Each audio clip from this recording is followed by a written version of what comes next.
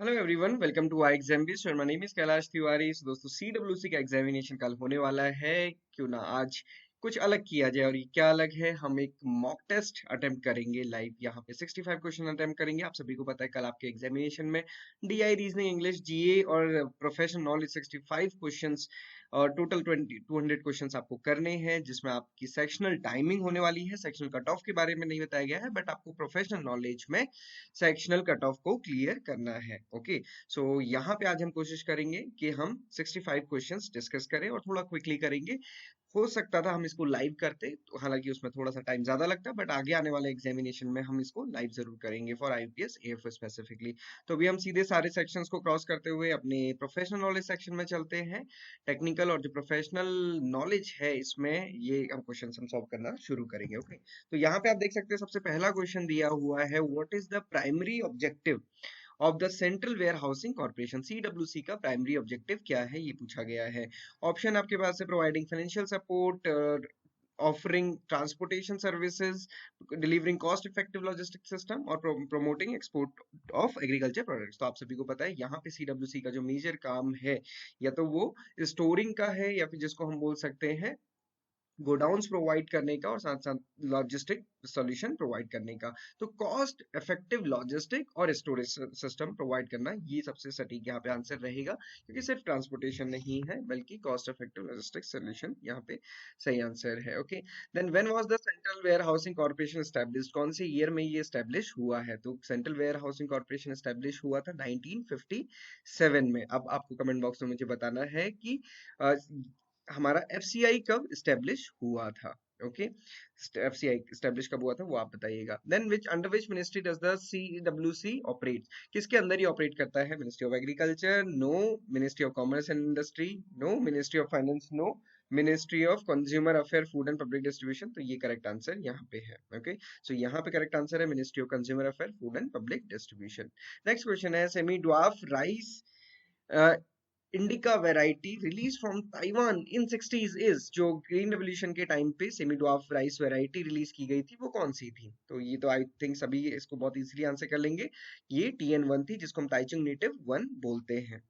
Next question है, rice कितना percent protein consist करता है and rice protein is known as.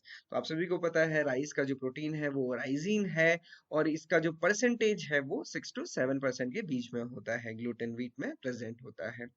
First high yielding variety of basmati rice developed in India was. पहली जो hybrid rice variety थी बासमती की, जो इंडिया में डेवलप की गई, वो कौन सी थी? तो वो पूसा बासमती 1 थी। और अभी रिसेंटली आप देखेंगे यूके ट्रिपल एससी में भी क्वेश्चन आया था कि पूसा बासमती कहाँ बनी हुई है। तो पूसा से हमें पता चल जाता है Pusa is IARI। Then system of rice intensification has been introduced from which country? System of SRI जिसको हम बोलते हैं राइस इंटेंसिफिकेशन, वो कहाँ से आया था? तो आप अभी को पता होगा, टेबल टॉप हम जो बोलते हैं, इसके लिए ज्योग्राफी चाहिए, जो मेडागास्कर में है वहां से SRI आया है। और डेपोक मेथड देखेंगे तो ये फिलीपींस से आया है। तो हमारा करेक्ट आंसर यहाँ पे मेडागास्कर है। नेक्स्ट क्वेश्चन की तरफ चलेंगे। शुगर बीट क्रॉप जो है which is use to extract sugar belongs to which family. जो इससे शुगर हम एक्सट्रैक्ट करते हैं शुगर केन के अलावा, ये एक ऑप्शन है। तो ये किस फैमिली से बिलोंग करता है, आपको ये ऑप्शन बताना है। तो शुगर बीट का अगर आप देखेंगे, शुगर बीट का नेम बीटा वल्गैरिस है, और ये चीनोपोडेसी फैमिली का मेंबर है। Next, Malpighian tubules of insects are. Malpighian tubules insects में किस काम आती हैं? So excretory organ Malpighian tubules है। नेक्स्ट क्वेश्चन है, which of the following is the scientific name of lesser grain borer। बहुत बार ये क्वेश्चन पूछा जाता है, खासकर स्टोरेज से रिलेटेड, और बहुत बेसिक क्वेश्चन ये है। लेसर ग्रेन बोरर हम बोलते हैं राइजोपरथा डोमेनिका को। अब आपको मुझे कमेंट बॉक्स में बताना है साइटोफिलस ओराइजे हम किसे कहते हैं और ये क्यों इंपॉर्टेंट है। जैसे राइजोपरथा डोमेनिका इंपॉर्टेंट है, वैसे साइटोफिलस ओराइजे इंपॉर्टेंट है, बट आपको मुझे कमेंट बॉक्स में बताना है। The pest which attack both in field as well as in the storage of pulse is known as। कौन सा ऐसा इंसेक्ट है जो फील्ड में भी अटैक करता है और स्टोरेज में भी करता है, खासकर पल्सेस के? तो इसका करेक्ट आंसर है पल्स बीटल। तो पल्स का बीटल दोनों जगह अटैक करता है। Then pheromone gossyplure released by an insect. ये फिरोमोन जिसका नाम है गॉसिप्लियोर, ये कौन से इंसेक्ट से रिलीज किया जाता है? ऑप्शन है Gypsy moth, pink bollworm, American bollworm, या फिर सिल्क वर्म। तो आप देखेंगे पिंक बॉलवर्म जो है, पिंक बॉलवर्म जिसको हम बोलते हैं पेक्टिनोफोरा गॉसिपिएला, उससे ये फेरोमोन रिलीज होता है। ओके, नेक्स्ट क्वेश्चन है, MSP is announced at the dash of the crop season. MSP कब अनाउंस किया जाता है? तो एमएसपी आप देखेंगे हमेशा बिफोर सोइंग हमेशा अनाउंस किया जाता है। खरीफ के लिए आप देखेंगे तो जनरली जून या फिर मई के एंड में किया जाता है, और आपने देखा था अभी जो एमएसपी था रबी क्रॉप्स के लिए वो अक्टूबर में रिलीज किया गया था। Total number of cereal crop included in MSP crops, MSP के अंदर कितनी सीरियल क्रॉप इंक्लूडेड है? तो यहाँ पे टोटल एमएसपी के अंदर 7 क्रॉप है। कमेंट बॉक्स में बताइए कितनी खरीफ क्रॉप है, कितनी रबी क्रॉप है, कितनी कमर्शियल क्रॉप्स है।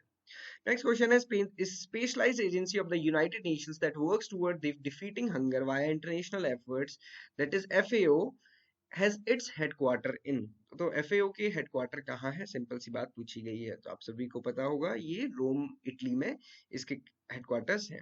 नेक्स्ट क्वेश्चन है as per the DG of Commercial Intelligence and the Stats, ये डेटा थोड़ा सा पुराना लग रहा है, इसको भी हम छोड़ देते हैं, आगे बढ़ते हैं। नेक्स्ट क्वेश्चन है इंडिया का first ever coal gasification based fertiliser plant to be set up in, ये जो फर्टिलाइजर प्लांट सेटअप करने की बात की गई है ये कहाँ पे सेटअप होना है और इसका टारगेट ईयर क्या है? क्योंकि ये फर्टिलाइजर से रिलेटेड है इसलिए थोड़ा सा इंपॉर्टेंट है। उड़ीसा में होना है और आप देखेंगे 2024 इसकी डेडलाइन फिक्स की गई है। नेक्स्ट क्वेश्चन है मिनिस्ट्री ऑफ DONEAR, कोशिश कीजिए कि इसका फुल फॉर्म क्या है? एम टू एम्पावर द नारी शक्ति through the skill development has helped women living in the rural areas northeastern region to earn the livelihood through which of the following skills, किस skills के through? Option है cotton cultivation, अब देखेंगे mushroom cultivation and beekeeping and sericulture. तो ये comment box में नहीं, यहीं पे हम करेंगे, बट यहाँ पे अगर आप देखेंगे तो सबसे ज्यादा इसमें फोकस किया गया मशरूम कल्टीवेशन में। ओके, नेक्स्ट क्वेश्चन है the early maturing varieties of rice mature in 20 to 25 days to lessen the problem of stubble burning, किसके लिए? खासकर स्टेबल बर्निंग की प्रॉब्लम को कम करने के लिए। Which among following is the example of early maturing variety of rice, तो कौन सी अर्ली मैच्योरिंग वैरायटी है राइस की, ये पूछा गया है। तो अगर आप देखेंगे पूसा बासमती, पूसा सुगंधा 5, PR126, ये सारी की सारी वैरायटी अर्ली मैच्योरिंग है। अब आप कहेंगे सर इसको कैसे याद करेंगे? तो बेसिकली एक्चुअली है क्या कि एक PIV में ये सारा कुछ दिया गया था तो वहां से क्वेश्चन को लिया गया है। तो कुछ अगर आपसे याद हो सकती है तो आप जरूर कीजिएगा, अभी इसका जो एक्सप्लेनेशन है उसमें आपको थोड़ी सी हेल्प होगी और समझने में। The newly appointed chairman of the NABARD is, कौन है नाबार्ड जो भी चेयरमैन रिसेंटली अपॉइंट किए गए हैं? तो श्री शाजी केवी, तो शाजी केवी को रिसेंटली किया गया है। The site of protein synthesis, सीधे यहीं पे क्वेश्चन पूछ लिया गया कि साइट ऑफ प्रोटीन सिंथेसिस क्या है? Is ribosome. The ribosome attached to the surface of endoplasmic reticulum is known as RER. Ribosomic endoplasmic reticulum, तो राइबोसोम एंडोप्लाज्मिक रेटिकुलम, इसको हम बोलते हैं रफ एंडोप्लाज्मिक रेटिकुलम RER, और SER हम किसको बोलते हैं? स्मूथ एंडोप्लाज्मिक रेटिकुलम, जहां पे राइबोसोम्स अटैच नहीं होता है। लाइसोसोम्स को तो हम सुसाइडल बैग कहते हैं, साइटोप्लाज्म तो सेल की हम कह सकते हैं मेजर स्पेस को हम साइटोप्लाज्म कहते हैं। नेक्स्ट क्वेश्चन है when the activity of one gene is suppressed by the activity of non-allelic gene is known as, एक जीन की एक्टिविटी को नॉन एलिलिक जीन कैसे हम कहते हैं? तो इसका ऑप्शन है ऑप्शन में दिया गया सूडोडोमिनेंस, हाइपोस्टैसिस, एपिस्टेसिस, इनकम्प्लीट डोमिनेंस। होता क्या है, वन जीन के एक्सप्रेशन को सप्रेस किया है किसी दूसरे जीन ने, मतलब नॉन एलिलिक कहने का मतलब है कि जैसे आपको पता है हाइट के लिए कैपिटल T स्मॉल t ये दोनों एलिल है, बट कैपिटल T होगा तो डोमिनेंट मतलब टॉल होगा, स्मॉल t होगा तो ड्वार्फ होगा, बट कोई दूसरा जीन है, मान लीजिए सीड कलर है, उसकी पर्टिकुलर एलिलिक प्रेजेंस से यहाँ पे टॉलनेस या फिर डॉर्फनेस फिक्स होती है, उसको हम बोलते हैं एपिस्टेसिस। मतलब किसी भी एक एलिलिक कॉम्बिनेशन से दूसरे कैरेक्टर का फिनोटाइप गवर्न होना, उसको हम क्या बोलते हैं? Epistasis. Rediscovery of the Mendel's law in 1900 by which of the following scientist, किस साइंटिस्ट ने इनको रिडिस्कवर किया था? तो 3 साइंटिस्ट थे, Hugo de Vries, Carl Correns, Erich von Tschermak, ये तीनों ही करेक्ट आंसर है। 1900 में इन्होंने रिडिस्कवर किए थे। The membrane enclosing cytoplasm of a cell which is composed of lipids and phosphates, तो सिंपल सा क्वेश्चन है, साइटोप्लाज्म की कौन सी ऐसी मेम्ब्रेन है सेल की जो कंपोज होती है लिपिड्स एंड फॉस्फेट्स? आप देखेंगे सेल वॉल, जो प्राइमरी सेल वॉल है ये सब किसकी बनी होती है? पेक्टिन, सेलुलोज, हेमिसेलुलोज की। बट जो प्लाज्मा मेम्ब्रेन है वो किससे बनी होती है? हमेशा लिपिड से, लिपिड बाइलेयर, इसीलिए हम उसको कहते हैं। Which of the following organism were used in the different scientists in the genetics? P Drosophila, E coli, तो तीनों ही आप देखेंगे जेनेटिक्स की स्टडी या तो इकोलाई में होती है या तो ड्रोसोफिला में होती है, पी में होती है, और मेज को भी यूज किया जाता है, तो ये सारे के सारे ही जेनेटिक्स में यूज हुए हैं। A plant that has seeds but no flowers and fruits, एक प्लांट ऐसा है जिसमें सीड्स तो हैं बट फ्लावर्स नहीं है, फ्रूट नहीं है, किसे हम कहते हैं? Bryophyte, gymnosperm, mosses and the pteridophyte. तो इसको हम जिम्नोस्पर्म कहते हैं। जिम्नोस्पर्म हम देखेंगे तो लाइव हम कहते हैं कि ओवरी या फिर सीड सेटिंग होती है विदाउट फ्लावर्स, और फ्लावरिंग हम किसको बोलते हैं? एंजियोस्पर्म को। एंजियोस्पर्म मींस ही फ्लावर्स होता है। Naked, okay, gymno means naked. तो यहाँ पे plant that has seeds but no flower and fruit, तो इसको हम जिम्नोस्पर्म बोलते हैं। Agar is commercially obtain from, agar कहाँ से हमें मिलता है? ओके, तो अगर आप देखेंगे ये हमें रेड एल्गा से मिलता है, बाकी एल्गा का इसमें रोल नहीं है। नेक्स्ट क्वेश्चन है, the transport of male gametes in bryophytes and pteridophytes occur through, जो ट्रांसपोर्टेशन होता है मेल गैमीट का ब्रायोफाइट्स एंड टेरिडोफाइट्स में, किसके थ्रू होता है? तो ये वाटर के थ्रू होता है। आई होप कि आपने बॉटनी में इसको पढ़ा होगा। अब आप कह रहे होंगे कि ये क्वेश्चन क्यों लिए गए हैं, तो आपको पता है कि यहाँ पे बॉटनी और जूलॉजी का कंटेंट भी है, तो एग्रीकल्चर के क्वेश्चन के बाद आपको बॉटनी और जूलॉजी के क्वेश्चन होंगे, और बॉटनी और जूलॉजी में आप देखेंगे डाइवर्सिटी, क्लासिफिकेशन, ये दोनों ही टॉपिक दिए हुए हैं, तो क्वेश्चन कहीं से भी आ सकता है। Plant that possess spores and embryo but lack vascular tissue and system, तो किसमें स्पोर्स तो हैं बट वस्कुलर टिश्यू सिस्टम नहीं डेवलप हुआ है। ओके, तो रोडोफाइट एंड फियोफाइट आप देखेंगे तो रेड एल्गा और ब्राउन एल्गा हो गया, तो ये दोनों आंसर तो नहीं हो सकते। टेरिडोफाइट एंड ब्रायोफाइट में देखेंगे, टेरिडो में तो थोड़ा सा होता है, bryophyte is the correct answer है, जिसमें कि स्पोर्स तो होते हैं but vascular system and seeds नहीं बनते हैं। Helical structure of protein is stabilised by, protein के जो स्ट्रक्चर्स होते हैं, हेलिकल स्ट्रक्चर बनते हैं, वो किससे स्टेबलाइज किया जाता है? मींस कौन सा बॉन्ड वहां पे होता है? पेप्टाइड, डाइपेप्टाइड, हाइड्रोजन या फिर ईथर बॉन्ड, तो यहाँ पे हाइड्रोजन बॉन्ड से ये बनता है। नेक्स्ट क्वेश्चन है, the cellular organelle which control functions of cell by having almost the genetic information of cell is coined by. Simple सा क्वेश्चन है। क्वेश्चन क्या पूछना चाहा है कि कौन सी ऑर्गेनेली है जहां पे जेनेटिक इंफॉर्मेशन रहती है, तो उसको हम बोलते हैं न्यूक्लियस। और न्यूक्लियस किसने खोजा था? रॉबर्ट ब्राउन ने। ओके, तो Robert brown is the correct answer है। यहाँ पे भी थोड़ा सा मैं डिटेलिंग नहीं कर रहा हूँ क्योंकि आपका टाइम कम है, कल ही आपका एग्जामिनेशन होना है। हालांकि जो आगे आने वाला आईपीएस एएफओ का होगा तो वहाँ पे हमारे क्वेश्चंस भी डिफरेंट होंगे। यहाँ पे क्वेश्चन बहुत डायरेक्ट और सिंपल है, वहाँ पे हमारे क्वेश्चन डिफिकल्ट भी होंगे, तो वहाँ पे हम एक डिफरेंट अप्रोच से चलेंगे जिसमें कि हम क्वेश्चन को भी डिस्कस करेंगे, सारे ऑप्शन को डिस्कस करेंगे। यहाँ पे अगर हम ये करेंगे तो भी आपको बहुत टाइम लग जाएगा, सो इसलिए I am not doing that thing. सीधे क्वेश्चन एंड आंसर्स हम ज्यादा डिस्कस कर रहे हैं। Okay, an individual having both male and female reproductive organ is termed as, एक इंडिविजुअल जिसमें male and female reproductive organ दोनों होते हैं तो उसको हम क्या बोलते हैं? मोनोसियस, बायसियस, hermaphrodite, both B and C. तो अगर आप देखेंगे आपको तीनों ही लगेंगे, मोनोसियस भी है, बायसेक्सुअल भी है, hermaphrodite भी है। मोनोसियस में भी आप देखेंगे तो हम ये कहते हैं कि जिस प्लांट में दोनों ही प्रेजेंट है। डायसियस हम बोलते हैं या तो मेल होगा या तो फीमेल होगा, तो स्टेमिनेट कंडीशन होगी तो पिस्टिलेट कंडीशन होगी। बट अगर आप यहाँ बहुत परफेक्टली देखेंगे, यहाँ पे इंडिविजुअल की बात की गई है, तो हर्माफ्रोडाइट हम बोलते हैं, हालांकि प्लांट एनिमल दोनों में ही बोला जाता है। और सिमिलरली बाइसेक्सुअल भी कहा जाता है। मोनोसियस प्लांट के केस में कहा जाता है फ्लावर की स्पेसिफिक कंडीशन के लिए। तो both B and C are more perfect, हालांकि हम मोनोसियस से भी डिनाई नहीं कर सकते। Which of the following given option is the plant cell main wall mainly consist of? तो plant cell wall किससे consist होती है? मैंने अभी आपको बताया था सेल मेम्ब्रेन के टाइम पे, लिपिड से नहीं होती, विटामिन से नहीं होती, सेलुलोज होता है, सेलुलोज, हेमिसेलुलोज एंड पेक्टिन से, इससे प्राइमरी सेल वॉल और सेकेंडरी सेल वॉल बनी होती है। Which of the following given option does not have a cell wall? किसके पास सेल वॉल नहीं है? ग्लीना, पैरामीशियम, गोन्यूलैक्स या फिर माइकोप्लाज्मा। तो माइकोप्लाज्मा, एमएलओज, आपके हम इसको क्या बोलते हैं? सीधे न्यूक्लिक मटेरियल। तो एमएलओज या फिर जो वायरस होते हैं, ये सारी चीजें कैसी होती हैं? Without a cell wall. Next question है, which of the following given option the cellular and the molecular control of the programmed cell death called? Programmed cell death, programmed cell death क्या होती है? सेल खुद से ये signal भेजता है, और सिग्नल किस ऑर्गेनेली को भेजा जाता है? लाइसोसोम्स को, कि भैया अपने ही सेल की डेथ की जाए, इसको डाइजेस्ट कर दिया जाए डाइजेस्टिव एंजाइम से, तो उसको हम बोलते हैं एपोप्टोसिस। इसके लिए कौन रिस्पॉन्सिबल होता है? लाइसोसोम्स। ओके, बाकी ऑप्शंस आप थोड़ा सा एक बार देखिएगा, अभी हम इसको सीधे क्वेश्चन आंसर्स को डिस्कस कर रहे हैं। in the following given option what is the importance of mitotic cell division? अब देखिए सारे ऑप्शन देखेंगे, यहाँ पे इंक्रीजेस सेलुलर मास, सेलुलर मास तो बढ़ता ही है डेफिनेटली, डिवीजन होगा तो ही बढ़ेगा। स्विफ्ट डिवीजन, डिवीजन भी आराम से होता है। Occur in energy tissue of the body, हर टिश्यू में होता है।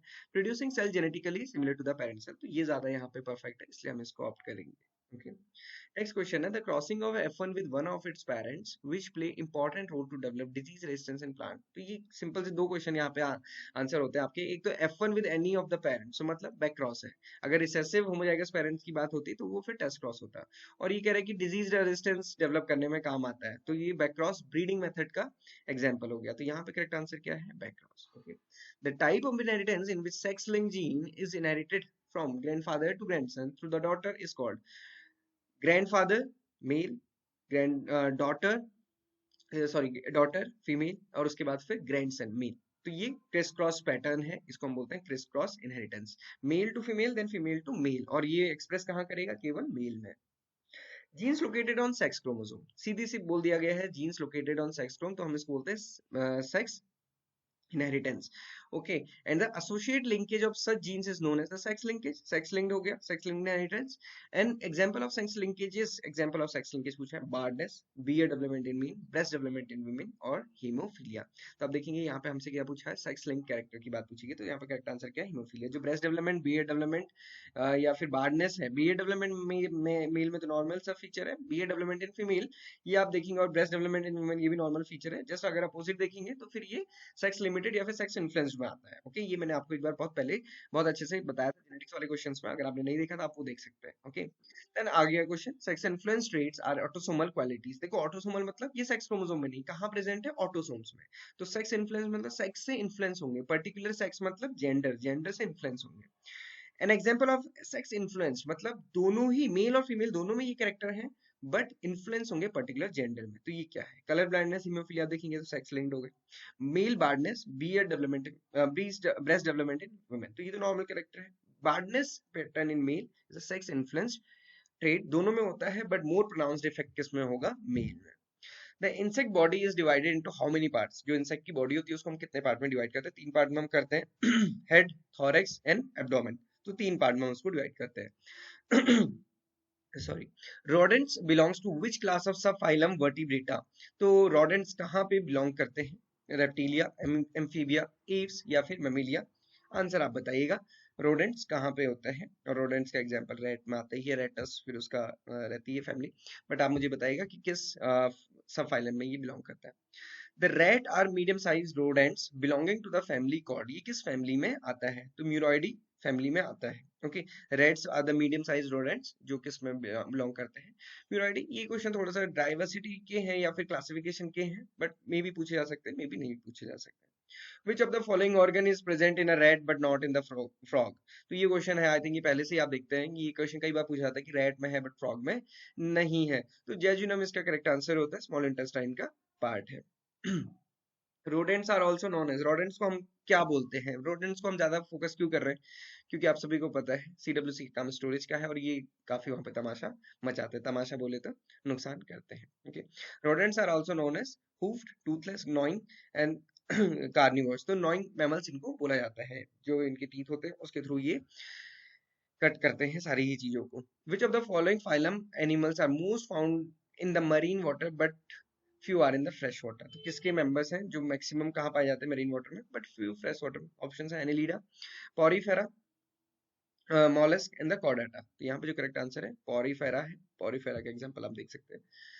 नेक्स्ट क्वेश्चन है, which of the following is rightly matched, तो ये कौन सा इसमें सही मैच किया गया, ये पूछा है। हालांकि क्वेश्चन थोड़ा सा डिफिकल्ट हो सकता है इतने टाइम बाद, जो खासकर एग्रीकल्चर स्टूडेंट्स के लिए। तो आप देखेंगे फाइसीलिया यहाँ पे करेक्ट है, मैन ऑफ वॉर इसको बोला जाता है। पेनेंट्यूला को हम बोलते हैं सी पेन, एडेमसिया को हम बोलते हैं सी एनिमोन, एंड आर्गोनिया को हम बोलते हैं सी फैन। तो यहाँ पे करेक्ट वाला कौन सा है, फाइसीलिया, फाइसीलिया फाइसालिस इसको बोला जाता है scientifically, Portuguese man of war भी हम इसको कहते हैं। The excretory cells that are found in platyhelminthes, platyhelminthes में जो पाए जाते हैं उनको हम क्या बोलते हैं, तो उनको हम फ्लेम सेल्स बोलते हैं। Next option is vertebrata having the ventral muscular heart with कितने चैम्बर्स, वर्टिब्रेट्स में कितने चैम्बर का होता है, तो सारे ही सही है, 2 भी होते हैं, 3 में भी होते हैं, 4 में भी होते हैं, सब में डिफरेंट डिफरेंट होते हैं, तो 2 3 4 ये तीनों ही यहाँ पे करेक्ट आंसर है। Dry skin with scales, scales की बात करती तो आप यहाँ पे अगर इनमें देखने को बोला जाए तो मैं तो सीधे ही स्नेक को ऑप्ट करूंगा, और वो किस में आता है, रेप्टिलिया में। Without gland is known as characterises reptilia. When a ray of light goes from one medium to another, एक मीडियम से दूसरी मीडियम में पास होती है तो उसमें क्या चेंज होता है, वेवलेंथ फ्रीक्वेंसी, वेवलेंथ और frequency remain same, frequency same रहती है, इसीलिए आप देखिए कलर में बहुत ज्यादा चेंज नहीं आता है। Metals are good conductor of electricity, why, because they consist of free electron, जिससे कि ट्रांसफर या फिर हम कहते हैं कंडक्टिविटी तुरंत आ जाती है। Okay, matter waves are, matter की वेव्स को हम क्या बोलते हैं, एक्चुअली ये क्या है, डी ब्रॉगली वेवलेंथ है, जो डी ब्रॉगली वेवलेंथ अगर आप देखेंगे, डी ब्रॉगली साहब ने क्या बोला था, उन्होंने ये इनवर्स रिलेशन बताया था किसका, वेवलेंथ का, और वो भी खासकर किसके साथ, मोमेंटम के साथ। तो डी ब्रॉगली वेवलेंथ बोलते हैं, मैटर वेव्स को ही डी ब्रॉगली वेव्स कहा जाता है। Hydro power plant generate electricity from liquid, hot liquid, steam या किससे, तो ये किससे करता है, basically potential energy of water. तो आप देखते हैं हम रिवर में वाटर को कहीं पे रोकते हैं, डैम बनाते हैं, और फिर एक बहुत ऊपर से पानी को नीचे फेंका जाता है, और नीचे टरबाइन होती हैं जो मूव करती हैं, और उनके रोटेशन से ही इलेक्ट्रिसिटी जनरेट होती है। Which of the following is a non renewable source of energy, जो नहीं दोबारा हो सकते, बायोगैस, सोलर, विंड या coal. So coal is the non renewable source of energy. Next question है, milk tastes sour when kept in open for some time due to the formation of, क्या formation होता है, citric, acetic, कार्बनिक या lactic, lactic acid की वजह से उसका टेस्ट सोर होता आता है। Petroleum is a mixture of, petroleum किसका मिक्सचर है, पेट्रोलियम इज अ हाइड्रोकार्बन। अगर केमिस्ट्री वाइज आप देखेंगे तो एलिमेंट्स नहीं, पॉलीमर्स नहीं, सॉल्ट्स नहीं, ये क्या है, hydrocarbons.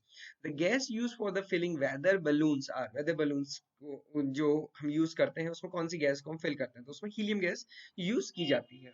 Which of the following is a physical change, कौन सा इसमें फिजिकल चेंज है, oxidation, reduction, sublimation and decomposition. तो आप देखेंगे फिजिकल चेंजेस में केवल एक सब्लिमेशन है, ऑक्सीडेशन रिडक्शन तो पर्टिकुलर स्टेट होती है, बट फिजिकल स्टेट चेंज उसमें नहीं होती है।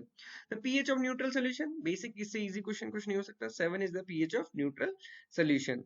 Magnite is an ore of, ये कमेंट बॉक्स में आप बताइए, क्योंकि मुझे लगता नहीं है कि ये बिल्कुल डिफिकल्ट होगा एग्रीकल्चर स्टूडेंट्स के लिए, क्योंकि हम सॉइल साइंस में इतना ज्यादा पढ़ते हैं कि ओर और मिनरल पहचानना रिलेटिवली थोड़ा सा आसान हो जाता है यहाँ पे। नेक्स्ट क्वेश्चन है, the most reactive among the halogen is, most reactive halogens में कौन सा है, तो FeCl, आराइन, आयोडीन, ये चारों ही हैलोजन है। बट हेलोजेंस में आप देखेंगे हेलोजन कौन सा होता है, जो नोबल एलिमेंट्स है उससे जस्ट पहले वाला, मतलब जो इनकी लास्ट शेल है उसमें एक इलेक्ट्रॉन की कमी होती है, इसीलिए ये हाईली इलेक्ट्रोनेगेटिव होते हैं। हाईली इलेक्ट्रोनेगेटिव मतलब इलेक्ट्रॉन को खींचने की क्षमता इनकी सबसे ज्यादा होती है। तो फ्लोरीन का सब साइज सबसे छोटा होता है। फ्लोरीन का अगर आप इलेक्ट्रॉनिक कॉन्फ़िगरेशन देखेंगे तो वो 2 7 होता है, मतलब आउटर जो शेल है जिसमें मैक्सिमम 8 इलेक्ट्रॉन आते हैं उसमें 7 है। तो यहाँ पे सिर्फ एक इलेक्ट्रॉन चाहिए, और क्योंकि न्यूक्लियस से बहुत पास है तो इनकी एफिनिटी बहुत ज्यादा होती है। क्लोरीन में आप देखेंगे एक एडिशनल शेल ऐड हो गई, हालांकि उसमें भी 7 है, बट थोड़ा सा 3 शेल हो चुकी हैं, तो फ्लोरीन से बड़ा स्ट्रक्चर है, ब्रोमीन में फिर बड़ा स्ट्रक्चर है, आयोडीन में बड़ा स्ट्रक्चर है, तो मतलब न्यूक्लियस से दूरी बढ़ती जा रही है। तो फ्लोरीन न्यूक्लियस से सबसे पास है और एक ही इलेक्ट्रॉन चाहिए, वो एक इलेक्ट्रॉन तो सभी में चाहिए, बट न्यूक्लियस से पास होने की वजह से उसकी इलेक्ट्रोनेगेटिविटी सबसे ज्यादा होती है।